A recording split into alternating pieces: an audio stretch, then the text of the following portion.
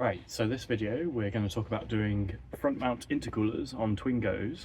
The long and short of it is there is no one way to do this, so this is not going to be a do it exactly this way because so many factors can change this. But to start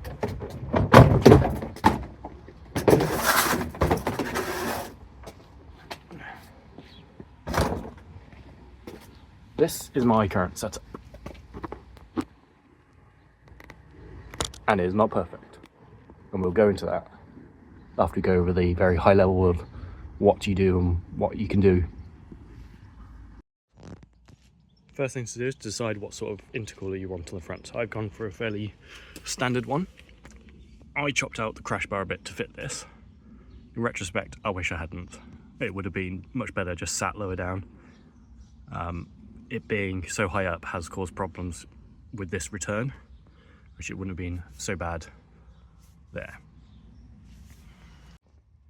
The next bit to decide is how you want to use your boost pipes. So this is a Clio TCE boost pipe. So it runs this way. The Twingo standard one goes this way, because on the Twingo, the standard intercooler sits in here.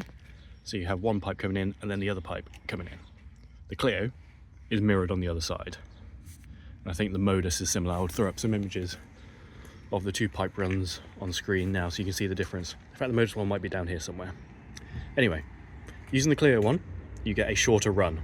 So that means less time for the air to faff around. Better, but does cause clearance issues. So, as you can see, it gets very tight down there to the block, which you don't have with the other one. It doesn't help that I have a Clio 182 radiator in here instead of the standard Twingo one, so it's a lot thicker, which means I can't have my coolant bottle here, which is why it's over there. So again, lots of complications. Now on this side, this is the original pipe work coming, and I've simply just used some, I think this is actually the original boost pipe I've just chopped. Need to do a better solution because this pinches too much here. Adapter. This needs chopping down because this now fouls my fog light clean air duct. A 90 degree here, 90 degree there, and up, and then into this, and then back into there. Relatively simple, but again, so many variables. You could have a huge intercooler. You could have pipes different ways. Some people have twin ones that both come out that side. Again, I'll put up some pictures of other people's ones to give you ideas, but there is no real one way to do this.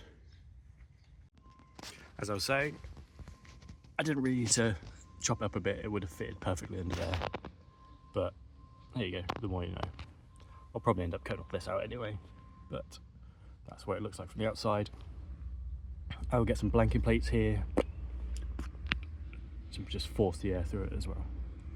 And this is what I was talking about.